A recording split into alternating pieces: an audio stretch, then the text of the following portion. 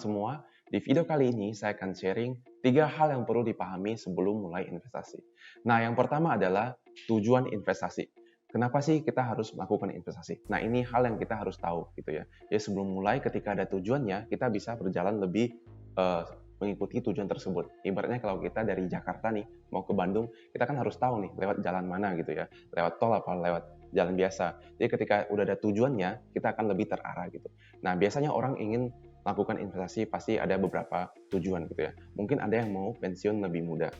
Mungkin ada yang mau buat dana menikah, mungkin ada yang mau buat dana pendidikan anak atau beli rumah dan lain-lain.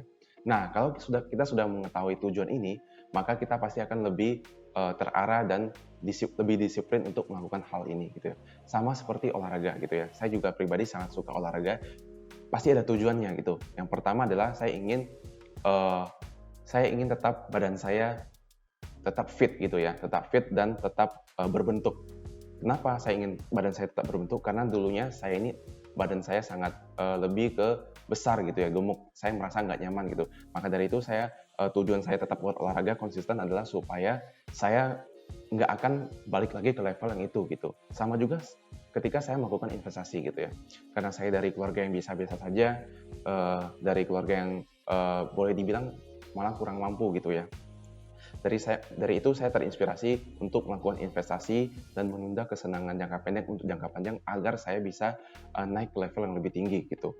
Nah, mungkin itu yang wajib dimiliki sebelum mulai investasi, tujuan investasi. Nah, yang kedua adalah mengelola pendapatan. Nah, untuk teman-teman yang di profesi karyawan atau profesional yang mendapat income setiap bulan, nah wajib memiliki atau menyisihkan untuk dana darurat. Jadi sebelum mulai investasi, teman-teman wajib memiliki dana darurat 3 sampai 6 kali pendapatan gitu ya. Contohnya, yang gajinya 5 juta per bulan, berarti teman-teman wajib memiliki 15 juta dana darurat. Kalau bisa sampai 30 juta gitu ya.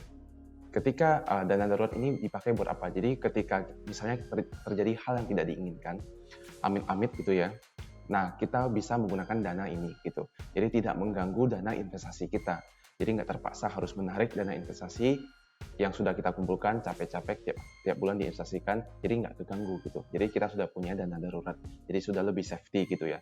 Nah, yang kedua adalah kalau bisa mempunyai proteksi diri. Karena kita tidak bisa menduga bahwa hal yang di luar dugaan nih akan terjadi gitu. Jadi sebaiknya kita siapkan proteksi diri. Sebenarnya proteksi diri ini dengan BPJS itu sudah sangat cukup ya, agar kalau terjadi masalah yang tidak diinginkan kita bisa menggunakan asuransi ini gitu ya. Jadi tidak mengganggu lagi ke dana investasi kita. Nah, yang ketiga adalah pakai uang kita secukupnya. Jadi gunakan untuk kebutuhan saja gitu ya. Enggak dipakai untuk keinginan. Kebutuhan yang untuk living cost. Kalau teman-teman yang merantau mungkin ada tempat tinggal, makan, buat memenuhi kebutuhan sehari-hari gitu. Jadi buat itu aja kebutuhan gitu. Yang keinginan sementara kita tunda dulu gitu. Jadi kalau bisa untuk kita investasikan. Karena hal ini juga kita tunda buat diri kita sendiri gitu. Yang akan kita panen di jangka panjang gitu, masa depan. Nah, setelah itu catat pengeluaran kita gitu. Catat agar kita tahu kemana sih bocor dari uang kita gitu. Kita bisa tahu, oh ternyata kita sering dipakai untuk ke misalnya entertain gitu, atau untuk makan terlalu besar, kita bisa mengurangi di sana agar bisa untuk lebih baik kita investasikan ke ke pasar saham atau instrumen investasi yang lain gitu ya. Nah, itu juga untuk kebaikan diri kita sendiri. Nah, setelah itu kalau bisa pelan-pelan kita naikkan target investasi kita. Nah, yang pertama buat teman-teman yang baru mulai mungkin bisa menyisihkan dari 10% dulu. 10% berarti kalau gajinya 5 juta, bisa menyisihkan dari 500.000 dulu gitu ya. Nah, pelan-pelan kalau misalnya ada yang lebih, teman-teman bisa mulai tambahkan untuk bisa lebih besar. Contohnya 20%, 30%, sampai berapa puluh persen gitu. Saya pribadi dulu mulainya dari 30%. Karena lingkungan saya sudah banyak investasi, sudah banyak yang menerapkan money management, ya, mengelola pendapatan mereka. Saya juga langsung meletakkan langsung 30% gitu ke instrumen investasi pasar saham. Nah, dari itu sangat penting teman-teman untuk kalau bisa naikkan lagi ke investasi agar dana investasi kita juga lebih besar, kita panennya juga lebih besar gitu ya. Nah, selanjutnya adalah ketiga, fokus meningkatkan portofolio investasi. Jadi ketika income juga makin besar, kalau bisa dana yang kita invest juga lebih besar. Jadi pengeluaran tetap sama ya. Kadang kan orang kalau income makin besar, pengeluarannya makin besar juga nih.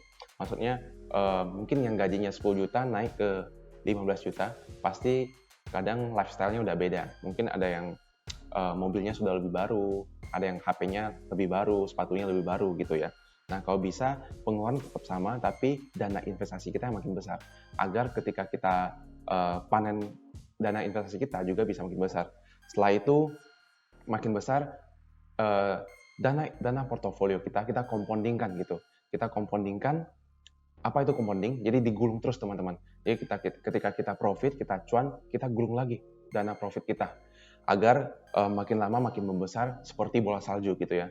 Kalau bola salju makin digulung, turun gitu kan makin bulat, makin besar gitu ya. Nah, sampai kapan? Mungkin ketika sudah besar sampai angka tujuan kita boleh menarik sedikit dari bola tersebut.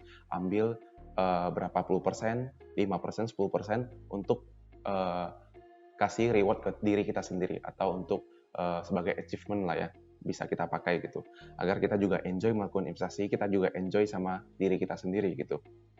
Nah, kesimpulannya adalah buat teman-teman, pahami investasi untuk mencapai tujuan keuangan kita gitu ya. Mulai sederhana nggak apa-apa dari kecil, karena saya juga mulai dari kecil gitu. Start small, think big gitu ya. Ada bukunya yang sangat bagus gitu. Nah, fokus pada kebutuhan, bukan pada keinginan, agar kita juga bisa bertumbuh lebih cepat. Kita harus fokus sama kebutuhan kita gitu. Jadi uangnya nggak ngalir ke tempat yang nggak baik gitu ya. Nah, setelah itu jadikan waktu sebagai teman investasi gitu ya. Dan yang terakhir adalah disiplin dan konsisten. Jadi tetap disiplin dan konsisten agar kita bisa tetap menjalani hal ini sebagai bahkan jadi lifestyle gitu, jadi kebiasaan gitu ya dalam hidup kita. Agar kita nggak terlalu merasa wah saya terpaksa dalam melakukan investasi. Padahal ini adalah untuk diri kita sendiri gitu ya. Nah, mungkin sekian dari video kali ini. 3 hal yang perlu dipahami sebelum mulai investasi. Semoga bermanfaat buat teman-teman yang sebelum mulai atau sudah mulai, agar bisa teringat kembali dari goalnya, tujuannya, agar tetap konsisten gitu ya. Semoga bermanfaat. Saya ucapkan salam sehat dan tambah kaya.